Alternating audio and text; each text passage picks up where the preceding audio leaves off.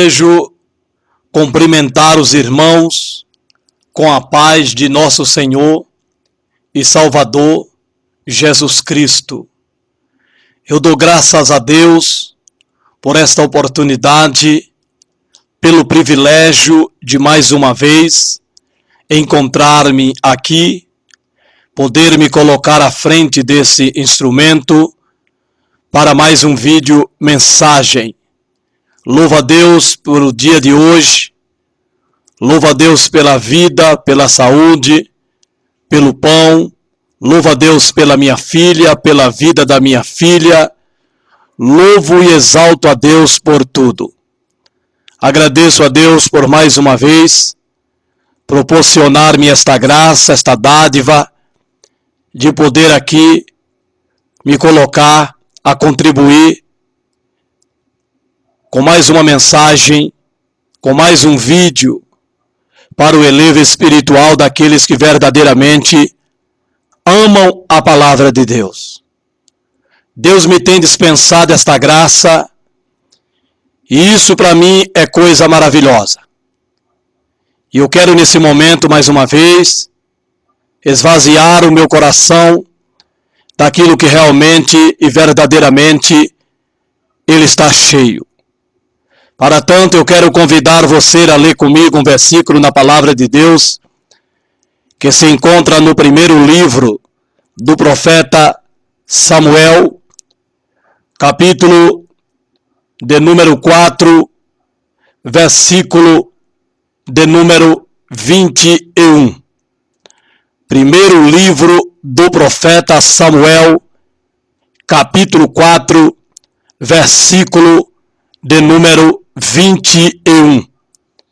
E chamou ao menino e acabou, dizendo: foi-se a glória de Israel, porquanto a arca de Deus foi levada presa, e por causa de seu sogro e de seu marido.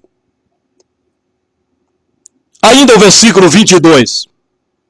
E disse: de Israel a glória é levada presa, pois é tomada a arca de Deus. Amém. Glória a Deus. Queridos irmãos, queridos amigos, ouvintes da palavra de Deus, eu confesso, irmãos, que eu tenho me preocupado muito com a obra de Deus. Eu tenho me preocupado bastante com o ser crente hoje nos nossos dias. Está tão fácil ser crente. Ser crente hoje não precisa mais ter uma identidade. Não precisa expressar características de crente. Basta apenas dizer que é crente, sem a necessidade de externar no corpo aquilo que professamos na alma. Não há uma necessidade mais nos nossos dias de demonstrar no exterior o que há no interior. Não há mais uma necessidade de nos adequarmos, de nos coadunar ao modelo da palavra de Deus. Basta apenas dizer que é crente e se acredita que por isso já está garantido a salvação. Já está garantido o compromisso de Deus com tal pessoa. Simplesmente o dizer que é crente, simplesmente o participar de uma denominação, simplesmente o participar das atividades dentro desta denominação, parece que já é certeza garantida de salvação de vida eterna. Sem a necessidade de expressar esta vida eterna através de uma vida modelo este na palavra de Deus. Mas o modelo pelo qual escolhe-se hoje para expressar e demonstrar a sua fé em Deus é aquela que bem lhe caber, é aquela que bem lhe agradar. E isso me tem preocupado. Eu me preocupo muito, irmão, com o desandar da igreja, com o descarrilhar da igreja hoje. Ela anda fora dos trilhos, ela anda fora da linha. A igreja perdeu a sua identidade, ela perdeu as características que nos caracteriza como filhos de Deus, como povo de Deus. A igreja perdeu totalmente, irmão.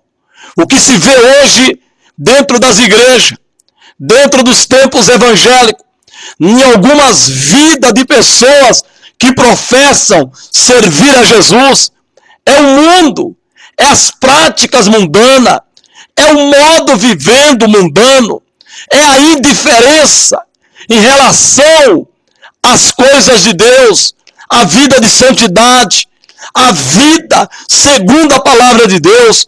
Há uma indiferença com relação ao ser verdadeiramente aquilo que verdadeiramente nós professamos. Não há mais uma preocupação em agradar a Deus, em odiar o mundo, em odiar o sistema do mundo. Não há mais uma preocupação em ter uma vida casta, moderada, uma vida de santidade, uma vida que desperte nas pessoas um interesse com respeito à fé que professamos, na qual nós cremos, na qual nós acreditamos tanto, a ponto de deixar tudo, de deixar todas as coisas e de caminharmos olhando para Cristo, para o autor e consumador da nossa fé. Não há mais essa preocupação. Não há mais esse intento, este desejo de viver uma vida, mesmo sendo odiado, perseguido, criticados, aborrecido por causa da palavra de Deus, mas que nós prismamos por servir a Jesus uma vida de santidade, uma vida diferente. Não há mais essa preocupação. A igreja, ela está envolvida de tal forma com o mundanismo. O mundanismo está envolvido com a igreja. Eles andam de mão dada. Traz-se coisas do mundo para dentro da igreja. Permite-se que a igreja envolva-se com as coisas deste mundo. E nisso não há mais uma identidade. Não há mais aquilo que nos sempre identificou como igreja, como crente, como povo de Deus, que era o testemunho exterior que nós demonstrávamos, que nós externávamos através do nosso vestir, através do nosso parecer estético, através da nossa fisionomia. Tudo isso incomodava, tudo isso perturbava o mundo, tudo isso e por isso nós éramos criticados, nós éramos odiados, nós éramos aborrecidos desse mundo, porque nós trazíamos em nós, através do nosso corpo, na naturalidade do nosso ser, verdadeiramente as características de alguém que realmente creu em Jesus, que realmente entregou a sua vida para Jesus, que verdadeiramente optou por viver a vida de Deus, a vida natural, a vida segundo os padrões estabelecidos por Deus, a vida em conformidade com a vontade, com o querer de Deus, que é a nossa intenção, que é o nosso objetivo para com Deus. Não há mais essa preocupação, não há mais esse desejo, não há mais esse intuito por parte daqueles que professam, que declaram servir a Jesus, amar a Jesus. Não há essa preocupação, irmão. E bem claro, bem nítido, aos olhos de quem quiser ver. Não precisa mais de revelação para ver o desando, para ver o descarrilhar com que a igreja está andando, com que a igreja está militando. É lamentavelmente, irmão. E isso me tem preocupado. Isso me tem entristecido. Isso tem-me até chegado ao ponto de eu perder totalmente o interesse por pregar a palavra de Deus. Porque parece que não há mais valia, não há mais serventia em cima de Deus hoje. Porque lamentavelmente, irmão, tudo que nós pregamos, os pastores despregam. Os pastores despregam toda a verdade que se prega hoje. eles levam o povo a andar segundo esse mundo. Eles proíbem que se pregue a verdadeira palavra de Deus como ela é, condenando o mundo, condenando o seu sistema. É lamentável, irmão, o que nós estamos vivendo hoje. O que nós estamos vendo hoje dentro das nossas igrejas evangélicas. Estamos vivendo numa mentira. Estamos vivendo num engano. Estamos vivendo numa religiosidade totalmente divorciada de Deus, separada de Deus, que nada tem a ver com Deus. Estamos vivendo uma religião totalmente, irmão, desligada de Deus. Desassociada desse Deus santo, desse Deus soberano, desse Deus que aborrece esse mundo, aborrece o sistema do mundo, o qual a igreja está amando, o qual a igreja está se servindo, o qual a igreja está andando de mão dada. E isso me tem preocupado, e isso me tem entristecido, porque, irmãos, nós sempre defendemos a santidade do corpo, a santidade da alma, a santidade do espírito. Sempre foi pregado de maneira sistemática sobre a santidade no corpo. Mas hoje parece que o corpo ele não é muito considerado útil, importante para se guardar em santidade. Parece que se dá ênfase apenas àquilo que não se vê, ao espírito, à alma. Quanto ao corpo que se vê, parece que a preocupação hoje dos crentes é externar uma vaidade, um modismo, os costumes mundanos, estampado em seus corpos, estampado em seu rosto, aonde parece que vivemos em um competitismo, vivemos em um verdadeiro desfile de moda dentro das nossas igrejas, aonde parece que há uma disputa para ver quem está mais bonito, para ver quem está mais bonita. Parece que há uma disputa dentro das igrejas, na busca do privilégio, na busca do eu, na busca de ser o mais importante, a mais importante dentro da casa de Deus. Então isso tem levado as pessoas a se dar ao mundo, a se moldar segundo esse mundo, a vestir-se segundo o mundanismo. E os pastores estão fechando os olhos. Os pastores não olham mais para isso. Os pastores criticam não o pecado, mas aqueles que criticam o pecado, os quais eles absorvem. Porque, lamentavelmente, muitos pastores, eles têm absorvido o pecado dentro das suas igrejas. Eles não condenam, eles não disciplinam, eles não corrigem. Pelo contrário, eles proíbem, eles determinam o que deve ser pregado, quando se deve ser pregado e o que se deve ser pregado nas igrejas, as quais eles pastoreiam. Porque, na verdade, eles tornaram os senhores da igreja, levando a igreja totalmente em um mundanismo, em práticas mundanas que a Bíblia condena. Irmãos queridos, irmãos amados, é lamentável o que nós estamos vivendo hoje em dia, o que nós estamos presenciando nas nossas igrejas evangélicas, nos desestimula, nos desencoraja, nos entristece, nos aborrece. O que nós estamos vendo hoje é uma igualdade com o viver mundano, é uma parceria com o viver mundano. O que nós estamos vendo hoje, irmão, é nenhuma diferença. Não se há mais essa diferença.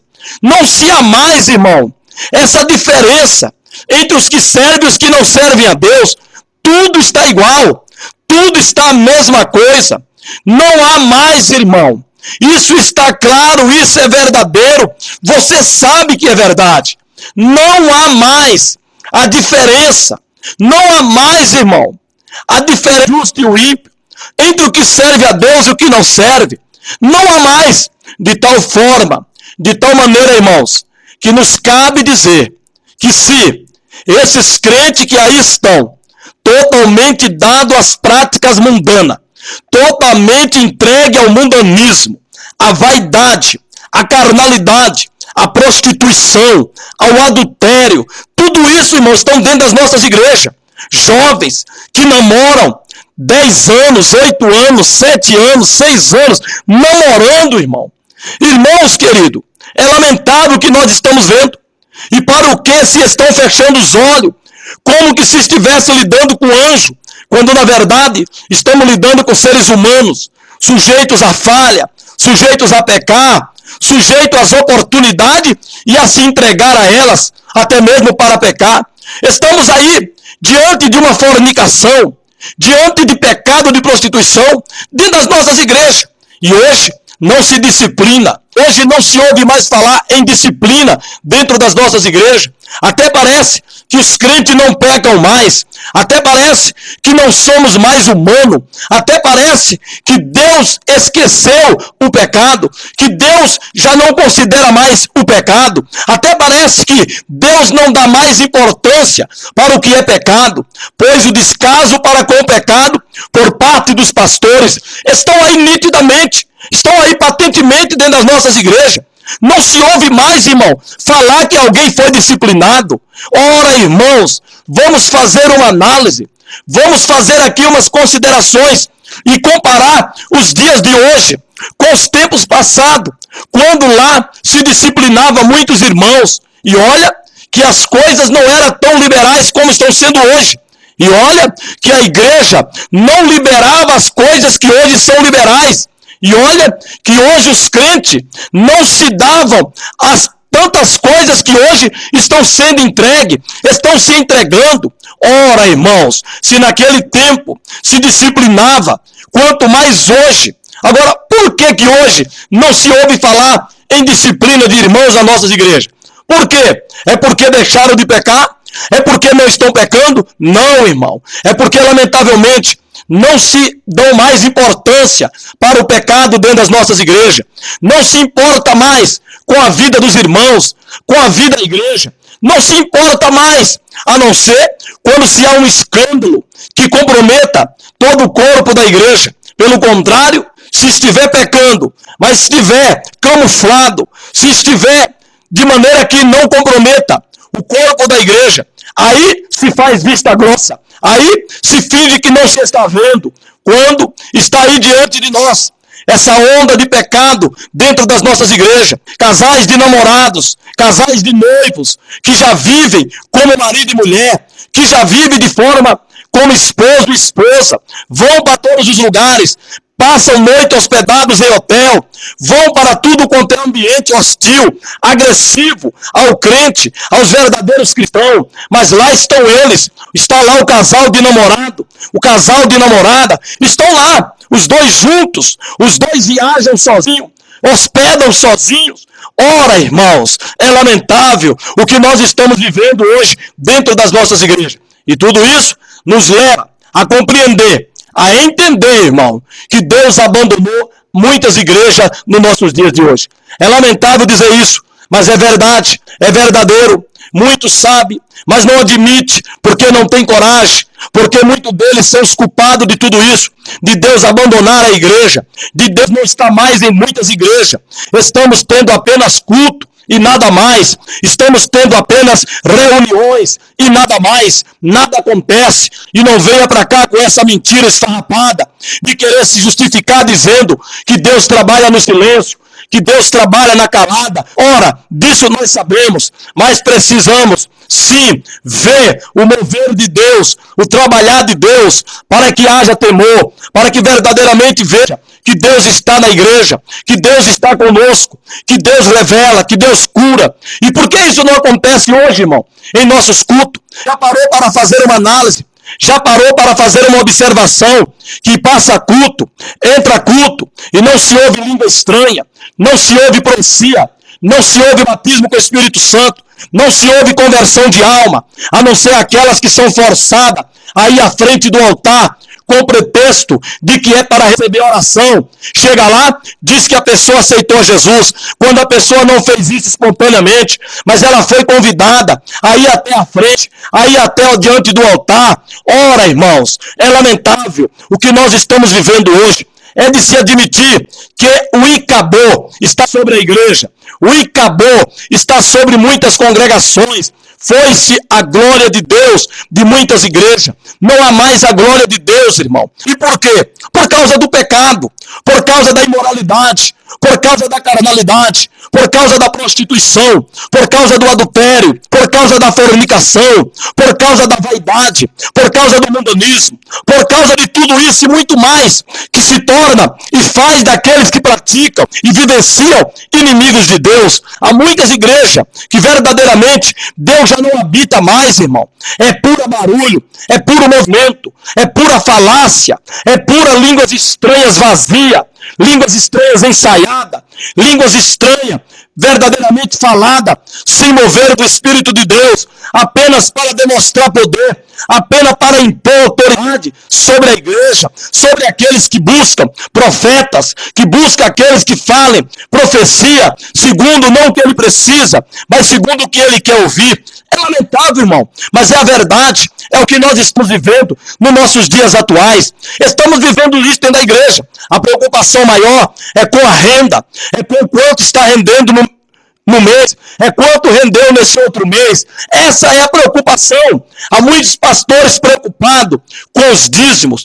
com as ofertas, com a contribuição, menos com a vida de santidade, com a vida de pureza da igreja, dos crentes. Por isso, permite e os deixa andar de qualquer maneira, andar sem disciplina, andar sem correção. É lamentável, irmão. Mas e acabou, foi-se a glória de Deus de muitas igrejas. E aqui, onde nós lemos, é um caso, é um quadro triste, lamentável, que aconteceu sobre Israel nos dias do profeta Eli. Nós sabemos que Deus tinha dito para Eli, que a casa dele, a casa do seu pai, andariam perpetuamente na presença de Deus, diante de Deus, no sacerdócio, no exercício do sacerdócio.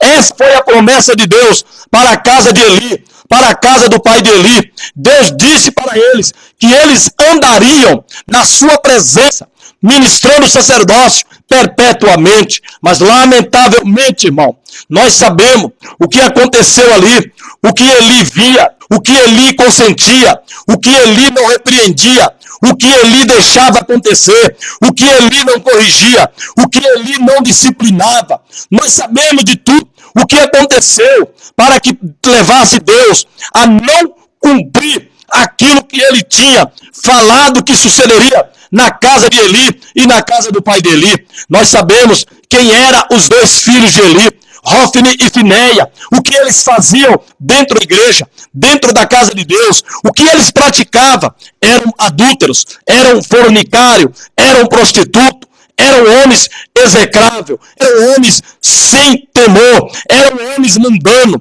eram homens carnais, que praticavam todo tipo de pecado dentro da casa de Deus, dentro do templo. E com isso, Eli sabia, Eli era sabedor, porém era conivente, não tomou as devidas providências que ele como pai, que ele como pastor, acima de tudo, deveria tomar para com seus filhos, os disciplinando, os corrigindo. Mas não, Eli fez vista grossa, Eli fingiu que estava tudo bem, Eli fingiu que não estava acontecendo o que estava acontecendo, e que ele e toda a congregação era sabedor. Lamentavelmente, Deus tomou a frente, Deus tomou providência. Porém, irmãos, há momento que Deus intervém, há momento que Deus precisa tomar a frente.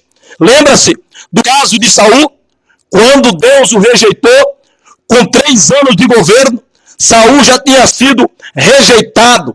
Primeiro, irmão, convém notar e observar que Saul, como diz algum pastor, foi escolhido por Deus, mas não foi não. Não foi Deus que escolheu Saul para rei de Israel, e sim o próprio povo. O povo escolheu a Saul para ser o seu rei, rejeitando a Deus, excluindo a Deus, trocando ali a monarquia pela teocracia. Eles escolheram um homem para que governasse à frente deles do que a Deus, rejeitando assim o Deus soberano, que até então era o seu rei, era quem o governava, era quem o presidia, era quem o comandava. Porém, observando as nações vizinhas e tomando então dos seus costumes, eles desejaram que à frente do seu rei estivesse um homem a governá-los, a presidi-los, a administrá-los. Então, escolheram Saul, o filho de Quis, mesmo sendo contra a vontade de Deus.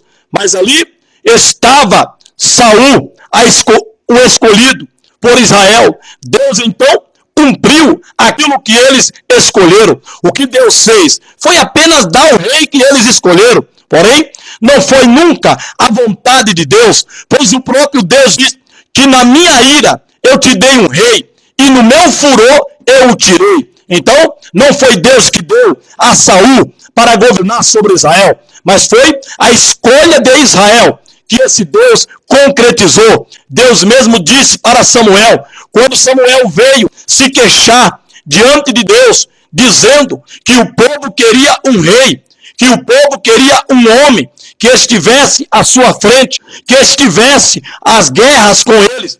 Deus então disse para Samuel, dá-lhes o rei que eles querem.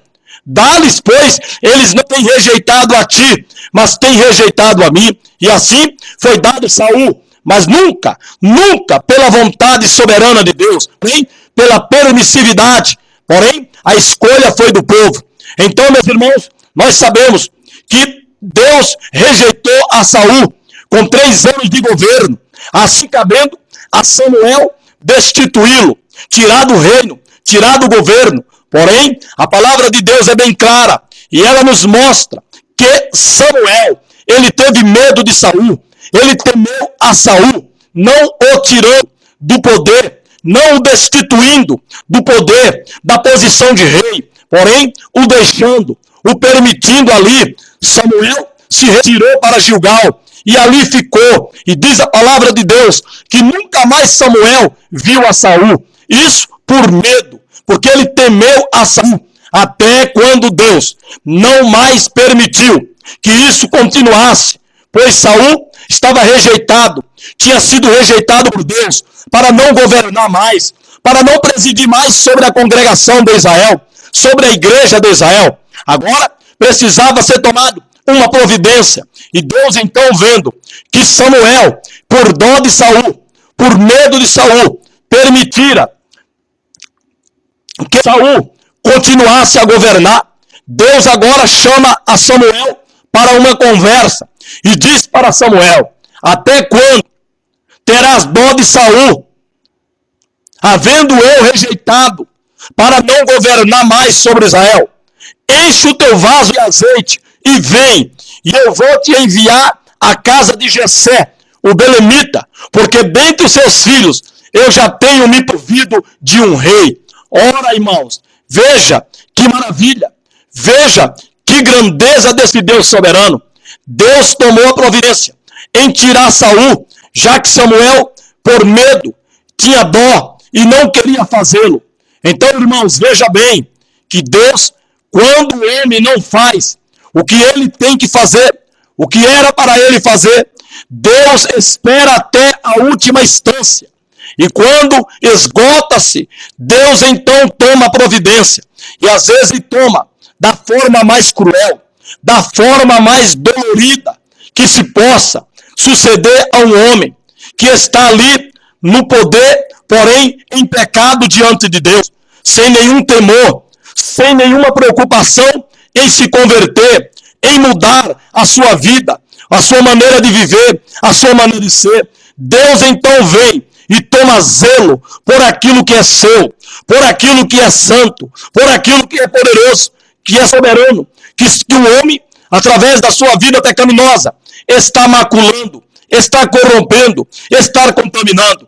Então chegou a hora de Saul ser tirado do poder, ser tirado do trono pelo próprio Deus. Queridos irmãos, amados irmãos, saiba de uma coisa, Deus permite até quando Ele quer. Quando chega a hora de Deus, Ele vem e Ele mesmo toma a providência.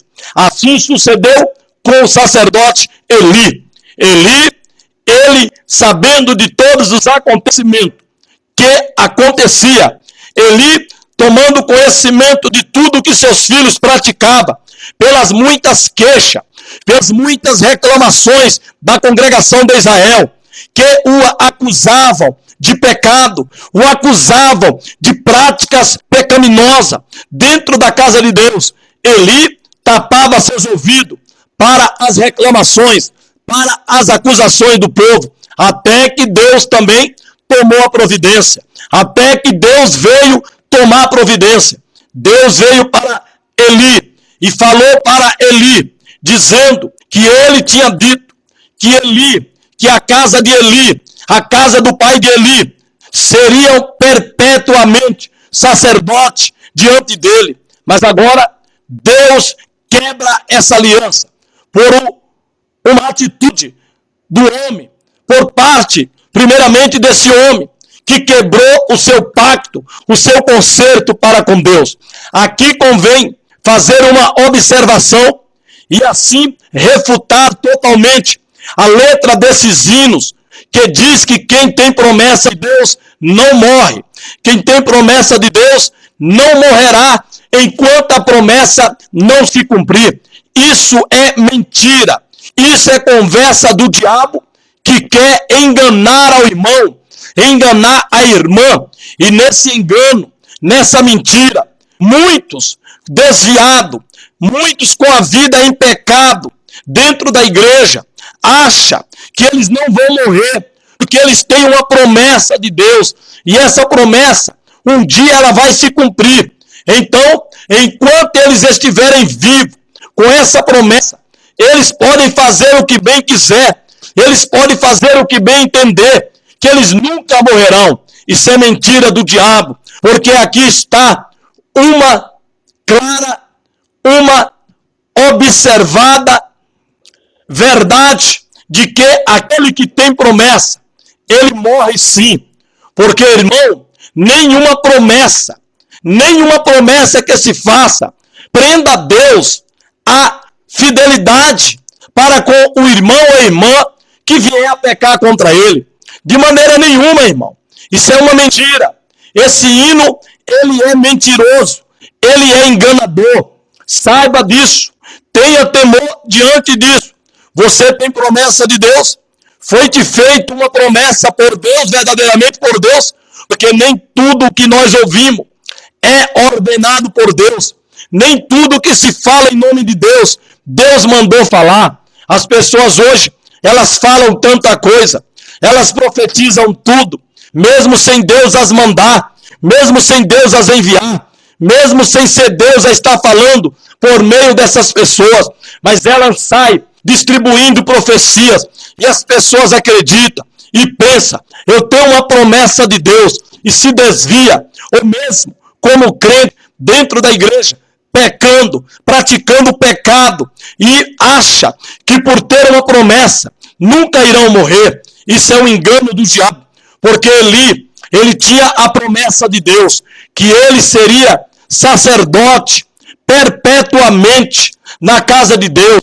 Mas saiba de uma coisa, a confirmação ela cessa quando se peca, a confirmação ela cessa quando se desvia, quando se afasta, quando sai da presença de Deus. Eli, realmente ele tinha uma promessa, mas agora ele peca por comissão, por conivência. Ele, sabendo de tudo o que os seus filhos estavam praticando, ele foi omisso, ele foi excluso, ele se omitiu a falar a verdade, a impor aquilo que a palavra de Deus impõe para aqueles que pecam contra a palavra de Deus. Eli foi covarde por amar seus filhos, por amar a sua casa, acima de Deus, acima da igreja, acima de Jesus. Eli foi um covarde no executar o juízo contra o pecado dos seus próprios filhos. Sendo assim, omisso, conivente, Deus veio a Eli e trouxe Eli a juízo, dizendo para Eli que isso não aconteceria, que isso não seria mais assim, pois Eli havia pecado contra Deus, Eli havia nenhuma conivência com seus filhos, pecado contra a casa de Deus, pecado contra o templo.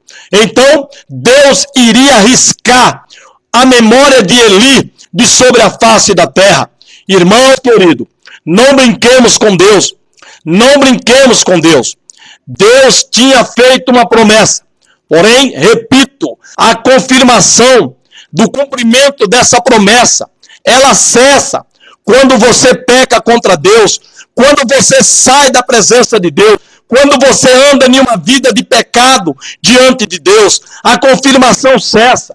A de Eli cessou, a de Eli acabou. Então, o que acontece?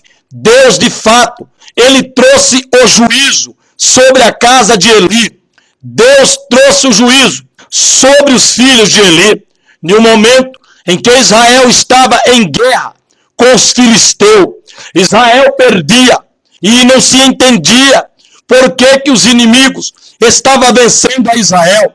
Israel que sempre foi vencedor, Israel que sempre foram vitoriosos na batalha, e agora estavam correndo, fugindo dos seus inimigos. Os inimigos estavam sobrepujando, os inimigos estavam prevalecendo na batalha. Então, entenderam que a arca precisava ser trazida para o meio do exército, porque a arca simbolizava a presença de Deus. A arca foi um instrumento, foi um objeto ordenado por Deus para que estivesse no meio da congregação e tipificava a presença de Deus com Israel, a presença de Deus com o povo. A arca, uma caixa de madeira forrada de ouro, aonde tinha uma lâmina de ouro sobre ela e 2 querubins sobre essa lâmina de ouro. O ouro era batido, era ouro puro que estava sobre aquela arca, que era chamado de propiciatório. Queridos, isso simbolizava a presença de Deus. Não era que a arca tinha que ser adorada, não.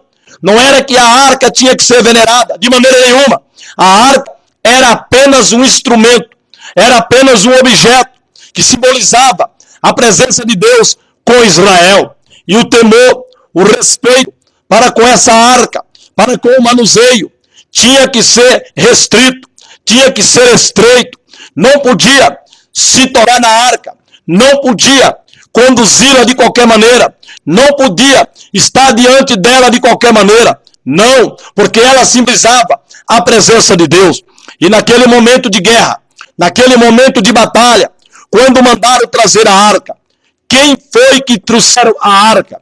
Quem foi que estava a serviço da arca? Os 2 filhos de Eli, em pecado, diante de Deus, com a vida pecaminosa, com a vida de pecado diante de Deus. Mesmo assim, eles ousaram a tocar na arca, a conduzirem a arca, a ministrarem na arca. Tudo isso, para Deus, foi uma ofensa, foi algo grave que esses moços praticaram. Foi um descaso, foi um desrespeito para aquilo que é sagrado, para aquilo que é consagrado para Deus, para aquilo que pertence a Deus.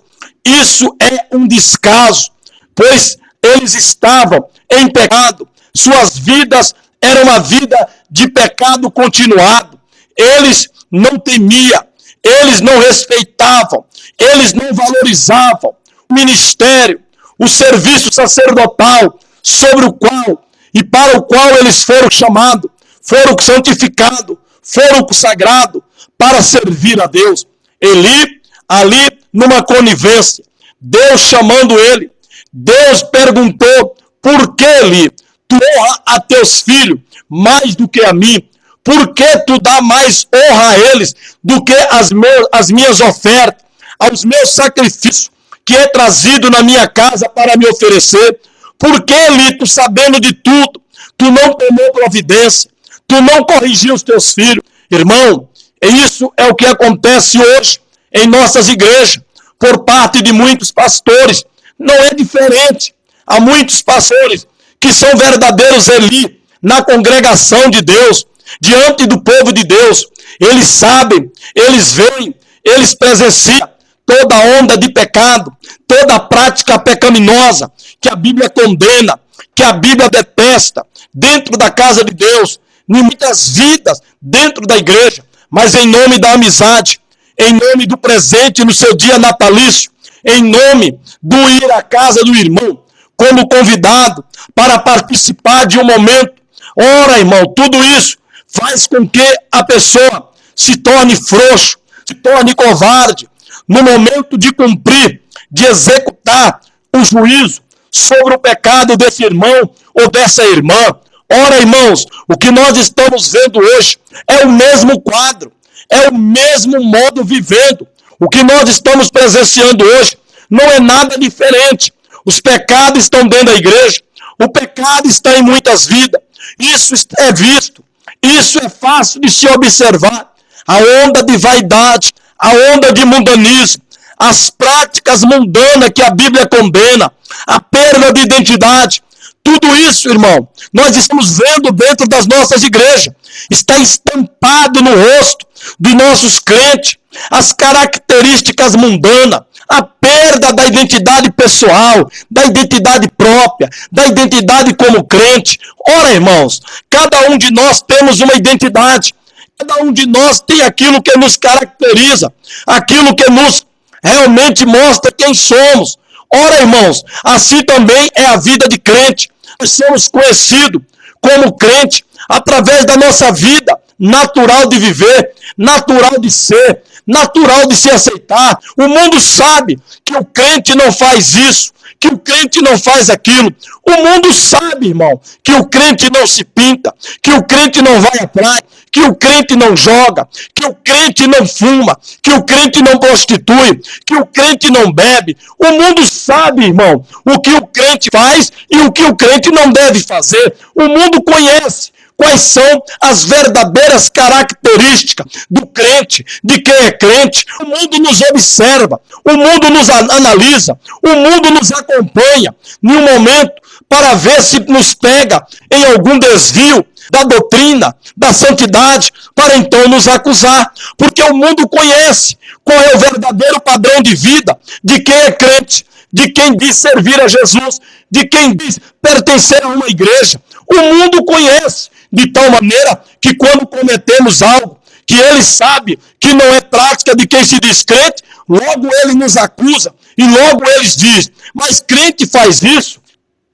mas crente se veste assim, mas crente anda de bermuda. Que eu saiba, crente não anda de bermuda. Que eu saiba, crente não vai à praia. Que eu saiba, crente não faz isso, crente não faz aquilo. Então, irmãos, o mundo sabe, o mundo conhece qual é a característica de quem é crente, de quem serve a Deus, de quem professa servir a Jesus, pertencer a uma igreja. O mundo sabe, o mundo nos conhece. Por isso, irmão, é lamentável o que nós estamos vendo hoje, o que nós estamos presenciando. Nós estamos vendo o mundanismo dentro das nossas igrejas, de tal maneira, irmãos, que já se perderam as características de povo de Deus. E o que foi que Moisés disse para Deus, lá no livro de Êxodo, lá no capítulo de número 33, em uma conversa de Moisés com Deus, quando Moisés chegou para Deus e disse, em um diálogo com Deus, lá no capítulo de número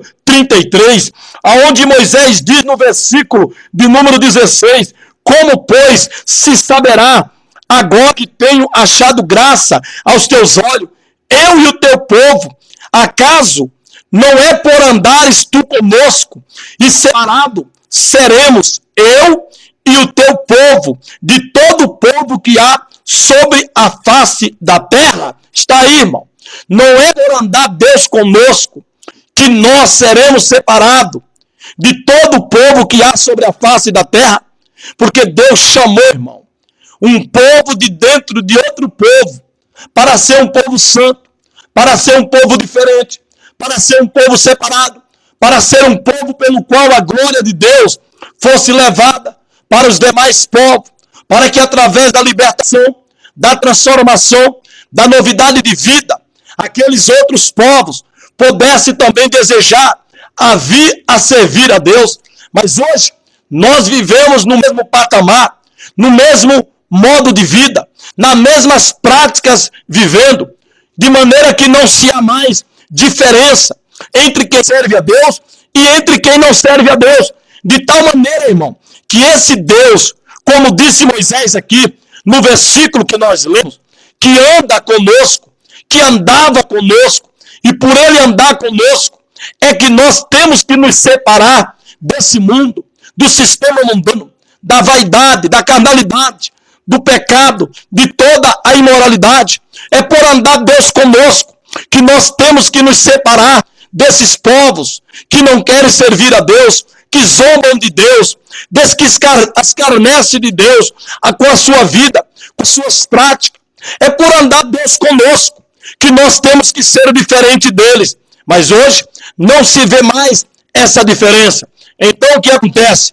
Deus se foi, Deus nos abandonou, Deus se retirou de dentro da congregação, do meio do povo. Deus nos deixou só. Por quê? Porque Deus não pode andar com quem anda com a vida de pecado, com uma vida de carnalidade, com uma vida de sensualidade. Deus não pode andar, irmão, com quem vai a lugares hostis, a lugares agressivos, a lugares imorais, a lugares que a prática do nudismo, despertando o desejo, despertando a cobiça, despertando o querer, o possuir, a mulher do próximo, o homem do próximo. Deus não está nesses lugares, irmão. Deus não anda com quem vai a esses lugares, com quem pratica essas práticas. Crentes que se expõem ao nudismo, até tiram foto e se expõem no Facebook, colocam no status do celular suas esposas, só de calcinha, só de sutiã. Esses maridos perderam o amor pelas mulheres, perderam o amor pelas suas esposas. Deixa todos verem elas na sua peça íntima, na sua roupa íntima. Esses maridos crentes que lamentavelmente não amam mais suas esposas, mas além de levar e irem com elas a esses lugares hostis, a esses lugares agressivos, a vida de santidade, a salvação, além do mais, ainda tiram foto e ainda postam nas redes sociais como que se isso fosse um troféu. Olha, irmãos, eu vou ser bastante sincero, não ficaria eu surpreso se amanhã eu tomasse conhecimento, eu viesse saber que esses maridos foram traídos, que essas mulheres foram traídas. Eu não ficaria surpreso e nem tampouco me sentiria escandalizado, porque eles estão plantando isso, expondo o nudismo, a nudez das suas mulheres para as pessoas, até mesmo para os seus amigos, até mesmo para os irmãos da igreja, aonde se sabe, aonde acaba se conhecendo a intimidade da irmã, a intimidade do irmão. Logo se desperta o desejo por interesse, por querer possuir. É lamentável, irmão, mas é isso que se planta e não se pode colher o que não se plantou. O que se planta é o que se colherá. Se você plantar bem, você colherá o bem. Se você plantar o mal, você vai colher o mal. Isto é fato e contra fato não há argumento. Mas é lamentável o que nós estamos vendo, o que nós estamos vivenciando hoje dentro das nossas igrejas, no meio cristão, no meio evangélico, de tal forma, irmão, que Deus já abandonou a muitos crentes, Deus já abandonou a muitas igrejas, Deus já se foi, foi-se a glória de Deus dessas pessoas. Por isso, vive uma vida carnal, uma vida fria, uma vida sem amor à palavra de Deus, sem amor a Deus, uma vida no mundanismo. É porque a glória de Deus, irmão, se foi de muitos crentes, se foi de muitas crentes, se foi de muitas igrejas. A glória de Deus acabou, a glória de Deus desapareceu de muitas pessoas, porque a glória de Deus não pode, irmão, estar com quem anda numa vida no mundanismo, numa vida na vaidade, numa vida na sensualidade. A glória de Deus não pode andar com uma pessoa que anda expondo o seu corpo através dessas roupas escandalosas, dessas roupas colando, dessas roupas cavadas, dessas roupas mostrando a sua intimidade, provocando a libido, despertando o desejo, despertando o interesse por ele e por ela, por parte daqueles que eu vejo, daqueles que eu presencia. Ora, irmãos, é lamentável, mas é a verdade que nós estamos vendo e estamos vivendo hoje dentro das nossas igrejas evangélicas. Não querem aceitar, mas é verdade. Está aí diante dos olhos daqueles que têm olho e daqueles que querem ver, que não deixarão eu mentir e nem tampouco afirmar que eu estou sendo exagerado. Mas o mal está dentro das nossas igrejas. O mal está no meio cristão, está no meio evangélico, está dentro das nossas congregações, de tal maneira que Deus se foi, que Deus se retirou, assim como aconteceu com Eli, quando Deus lhe disse que traria o juízo sobre a sua casa, sobre ele, por ele amar mais a seus filhos, por ele amar mais a sua casa, mesmo sabendo de toda a onda de pecado que se praticava, que se cometia dentro da casa de Deus, por parte dos seus filhos, por parte da sua casa. Deus traria o juízo. E hoje Deus tem trazido, e Ele vai trazer o juízo sobre muitos pastores,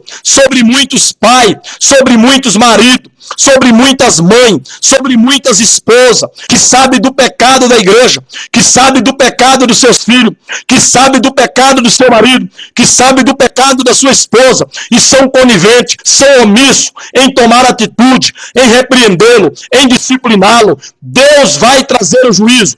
Tenha certeza disso. Pedro escreveu dizendo que o pecado de algumas pessoas se manifestam agora, precedendo o juízo. Os de outros vêm depois. Pedro escreve essas palavras, falando de que o juízo de Deus virá. Ainda que alguns achem ou tenham por tarde, mas saiba de uma coisa, não é que está demorando, é que o tempo de Deus ainda não chegou, mas certo que ele virá, e quando virá o juízo, será sem misericórdia, como sem misericórdia foi o juízo de Deus sobre a casa de Eli. Eli quebrou o pacto, Eli quebrou o concerto, então Deus não tinha mais responsabilidade com Eli, nem com a sua casa, naquilo que ele disse, que eles estariam, que eles andariam na sua presença, ministrando o sacerdócio perpetuamente. Deus não poderia mais consentir isso, permitir isso, porque eles quebraram a aliança, eles deixaram a Deus. Desde o momento que eles começaram a praticar o pecado, a andar em pecado, a andar no pecado, eles estavam agora, Deus, deixaram a Deus. Então Deus não tinha mais que cumprir promessa feita para com eles. Por isso, meu amado irmão, minha amada irmã, não te engane. Quem tem promessa de Deus, morre sim, porque a promessa de Deus, ela não é sinal de fidelidade, aonde você pensa, aonde você acha que Deus está obrigado a cumprir, independentemente da tua fidelidade para com Ele. Você está enganado, meu irmão. Não se deixe enganar por esses hinos, por essas letras desses hinos mentirosos, que tem aí enganado a muitos e levado muitos a crer e acreditar que por terem uma promessa feita na boca de alguém, que muitas das vezes Deus não usou, Deus não enviou, Deus não estava nessa pessoa falando, mas se acreditou e acha que por ter essa promessa, pode andar da forma que quiser, pode andar da maneira que for, porque nenhum mal lhe sucederá, praga alguma não chegará à sua tenda, porque ele tem uma promessa de Deus e ele não vai morrer enquanto essa promessa não se cumprir. Eli morreu, os filhos de Eli morreu, a nora de Eli morreu, a arca foi tomada, foi um desastre total. O juízo de Deus sobre a casa de Eli foi severo, foi cruel, foi sem dó. Deus julgou a casa de Eli, Deus julgou o pecado que Eli, conivente com seus filhos, praticava dentro da casa de Deus, de tal maneira, de tal forma, que quando eles ali na batalha, eles ali na guerra, eles ali tomando a arca, eles ali levaram a arca para o meio do arraial, houve alegria, houve júbilo pela presença da arca.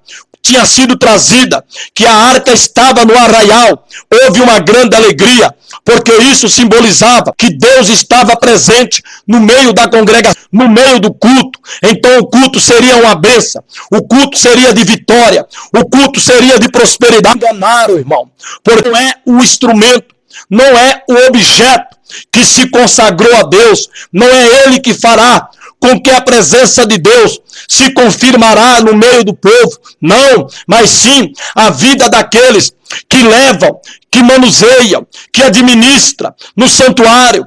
É a vida daqueles que estão à frente da congregação. É isso que conta. Não é o belo templo, não é o belo edifício, não é a estrutura, não é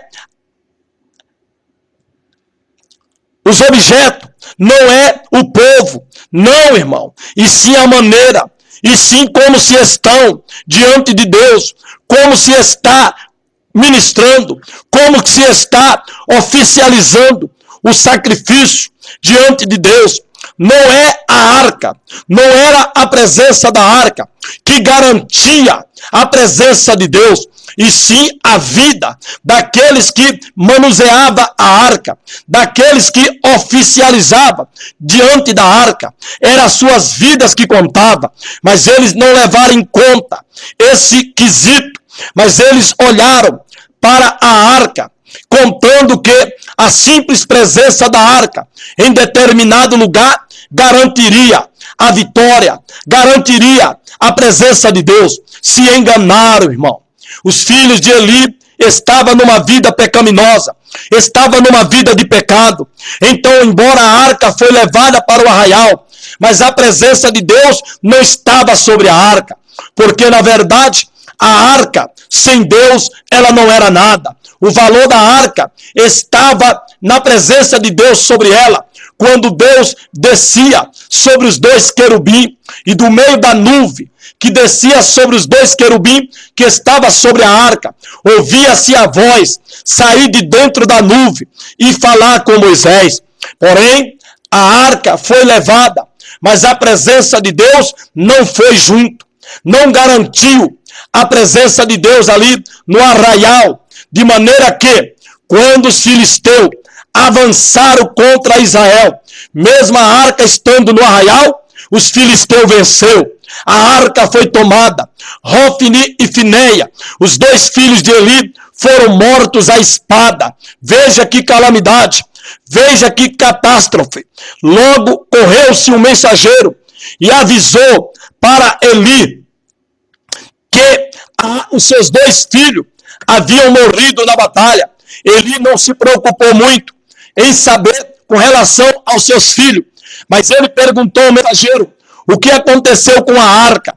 E quando Eli ouviu falar que a arca tinha sido tomada, logo lhe caiu um temor, e ele caiu para trás da cadeira em que estava sentado, quebrando o pescoço e assim vindo a morrer.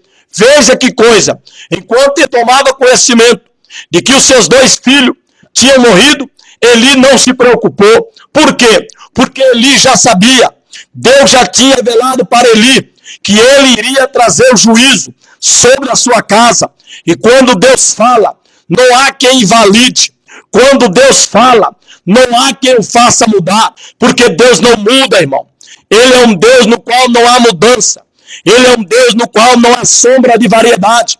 O que Deus fala, ele cumpre.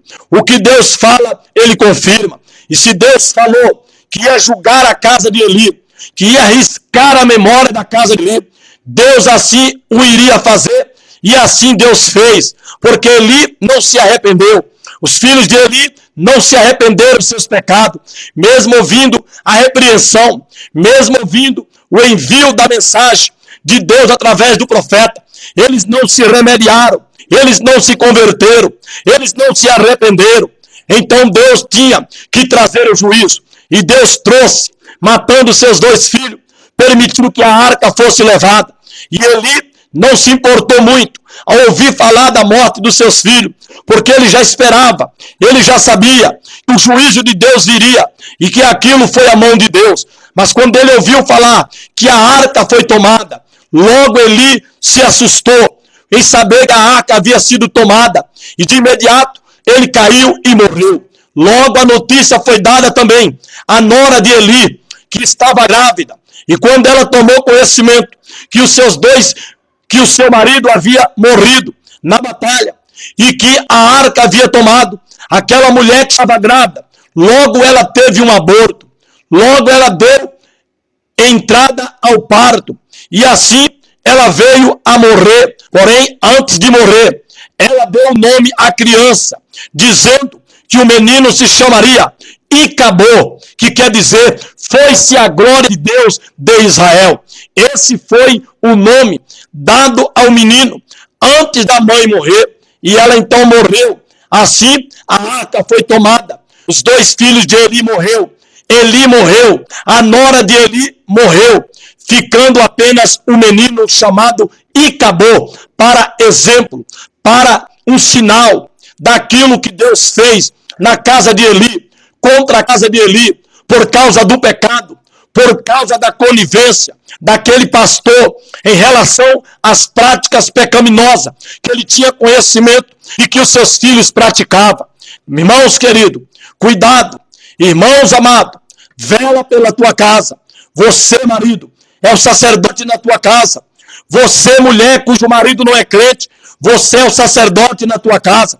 Por isso, ministre com justiça, ministre o sacerdócio diante de Deus, com rigor, não tolerando o pecado, mas trazendo juízo a toda a prática pecaminosa, para que assim Deus seja glorificado e seja louvado. Lembre-se que Eli não trouxe juízo sobre os seus filhos para puni-lo. Deus assim então o fez, e de uma forma desastrosa e catastrófica, de maneira que Eli e a sua família foram riscados de dentro de Israel. Querido, amados irmãos, Icabô, foi-se a glória de Deus de sobre Israel. E esse Icabô também está sobre as nossas congregações.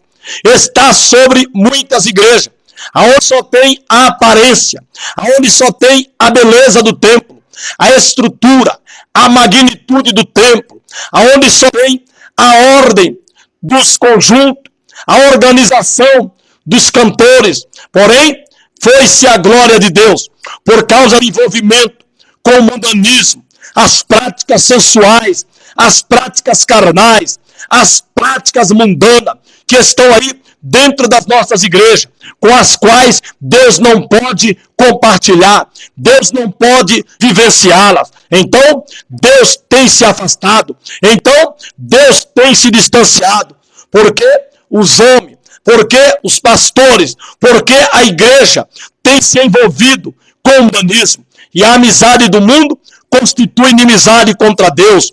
O amor às coisas do mundo constitui-se inimigo de Deus. Por isso, não amei o mundo, nem o que no mundo há.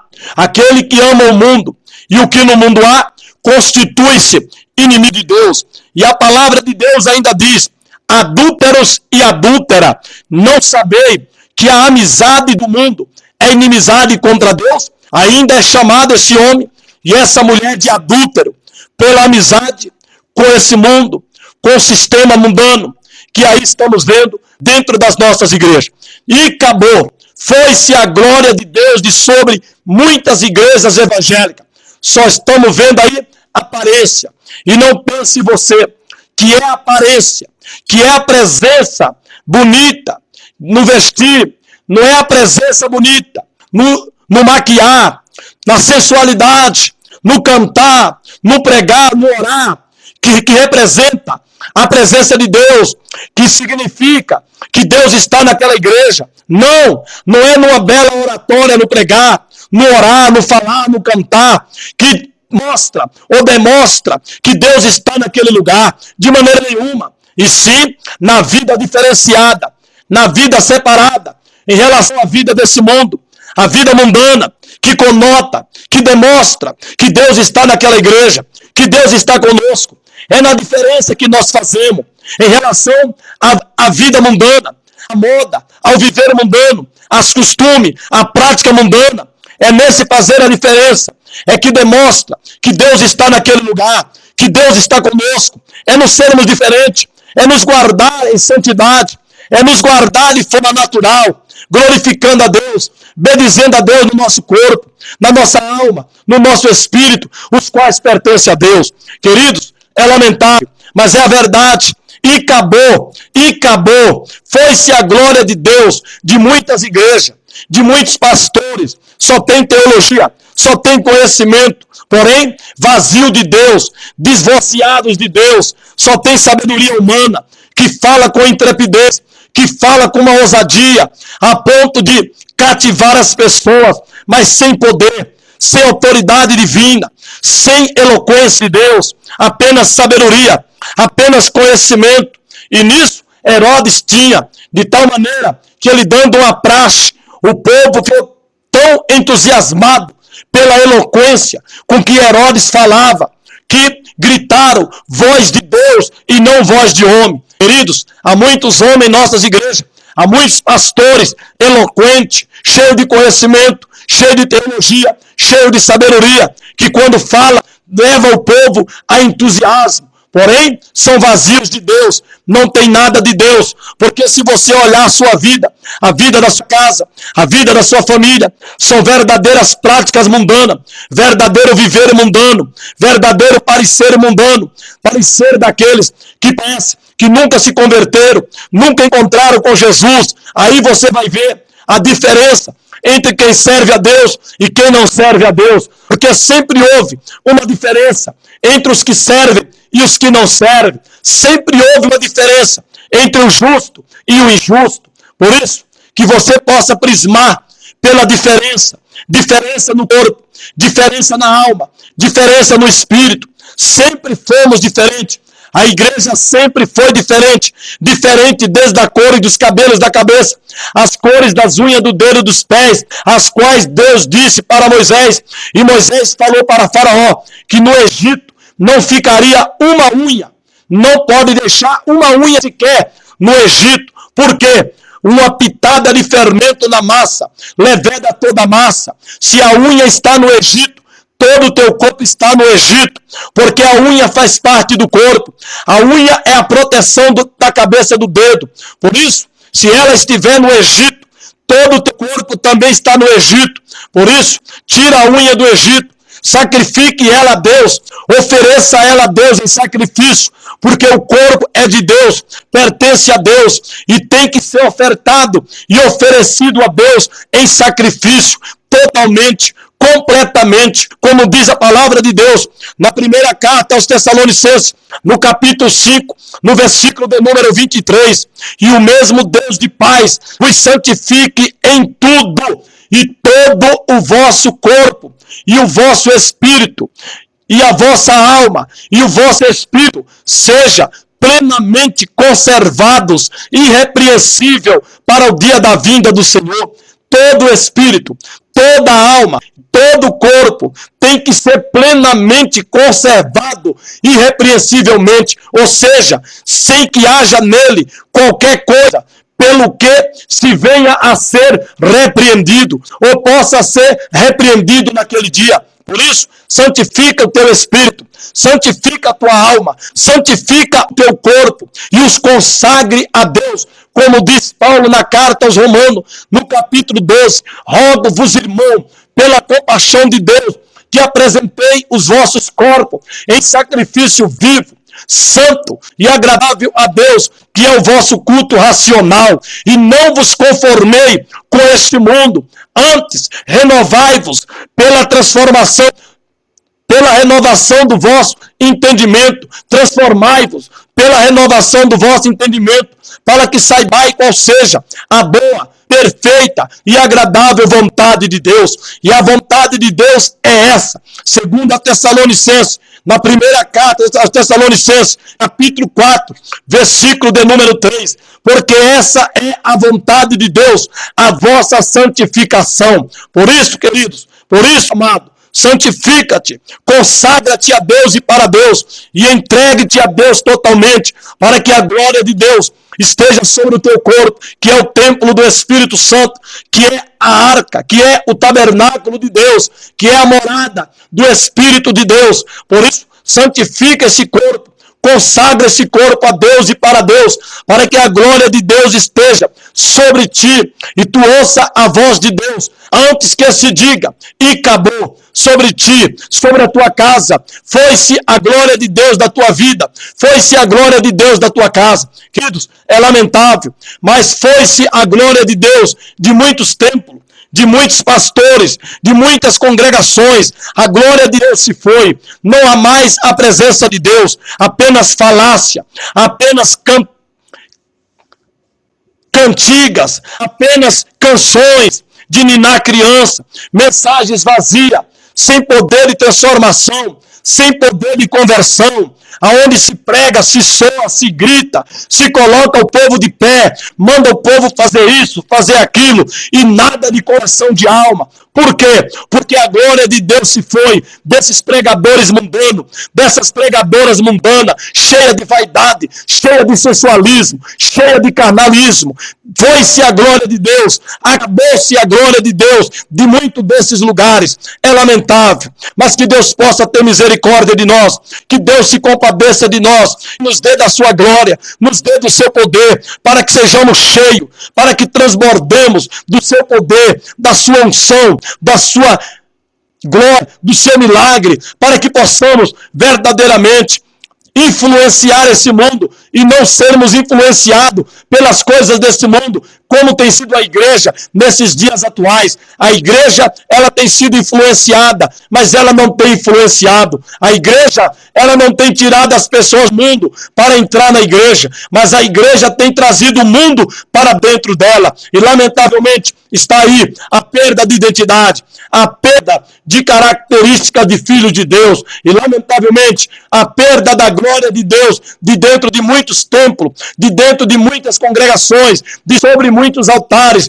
de sobre a vida de muitos pastores. Foi-se a glória de Deus e acabou. E acabou, foi-se a glória de Deus. Que Deus tenha misericórdia de nós, que Deus te abençoe, que Deus te encha da sua glória, te encha da sua presença, te encha do seu poder, e que você seja um instrumento de poder na mão de Deus para o louvor da sua glória. Querido, que Deus te abençoe, que Deus nos abençoe, que Deus te guarde, que Deus seja conosco em Cristo Jesus, agora e sempre. Amém e amém.